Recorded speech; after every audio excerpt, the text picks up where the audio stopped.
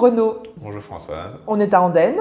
Exactement, Groïne, exactement, sur l'entité d'Andenne. Voilà. Et on est venu visiter ton élevage de limousines. Sinon, tu élèves aussi des blancs bleus. Voilà.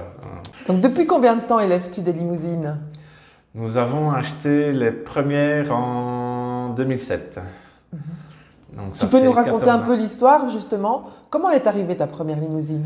C'est mon papa qui est allé à une vente à Brive et qui, en revenant, m'a dit « Ah ben voilà, j'en ai acheté une. » Je dis « Ben maintenant, on va faire quoi avec une ?» Il dit « Ben on va aller en chercher des autres, en acheter des autres. » Et puis c'est comme ça que donc, on a acheté, on va dire, une quinzaine en France et 5 ici dans un élevage belge pour démarrer. Et qu'est-ce qu'une belle limousine à tes yeux? Il y a tellement de critères sur la limousine, mais pour moi, c'est une grande vache longue avec beaucoup de lait, évidemment un bon bassin, ça c'est un critère qu'il ne faut même pas désigner pour les limousins, ça c'est un critère de base. Mais grande, longue, fine, avec du dos, pour moi c'est les animaux que j'aime bien.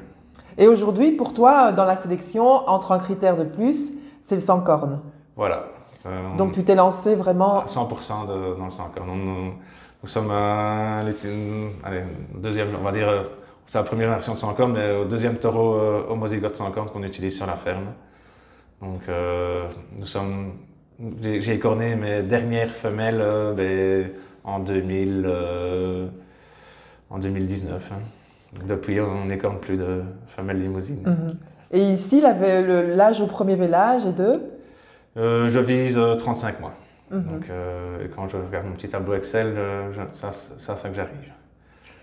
La limousine a une réputation d'être sauvage, d'être un peu nerveuse. Ici, comment gères-tu la docilité des animaux?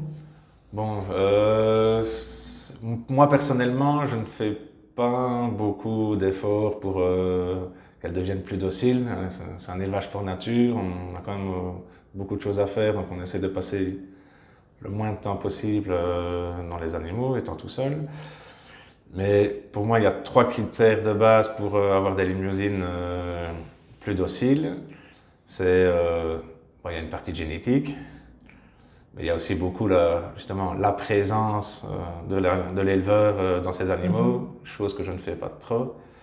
Et aussi les amadouer avec aller leur porter un petit bonbon de temps en temps, comme on dit. Cette année, il n'y aura pas de foire à Libramont, mais sinon, est-ce que tu participes au concours et qu'est-ce que ça t'apporte de participer au concours? Bon, au fond, on a déjà participé et remporté des prix à Libramont. C'est plus un échange. Déjà, on passe une journée agréable. On sort de chez soi, on voit les autres et on partage nos expériences.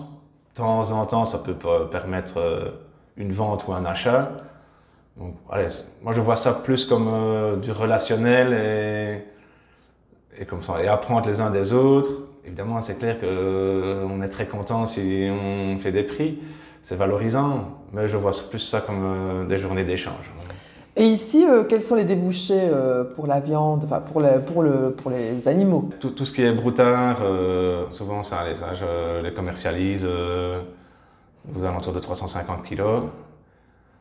Et si j'en vois l'un ou l'autre qui sort un peu du lot, on va dire, je le mets sur le côté pour le garder, pour essayer de le vendre pour la reproduction. Et les femelles, je les engraisse toutes depuis 2 ans maintenant pour la filière qui est associée au Airbook Limousin. Et au niveau de l'alimentation, justement, comme toi tu élèves encore un peu de blanc-bleu, est-ce que tu trouves que la limousine est exigeante au niveau de l'alimentation? Ce n'est pas exigeant, mais ça a besoin de nourriture si on veut qu'elle ait quand même du lait pour élever son veau et tout ça.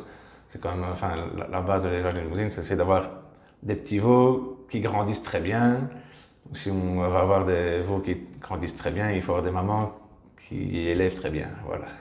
Donc on reviendra voir l'évolution et tout le sans-corne limousin ici.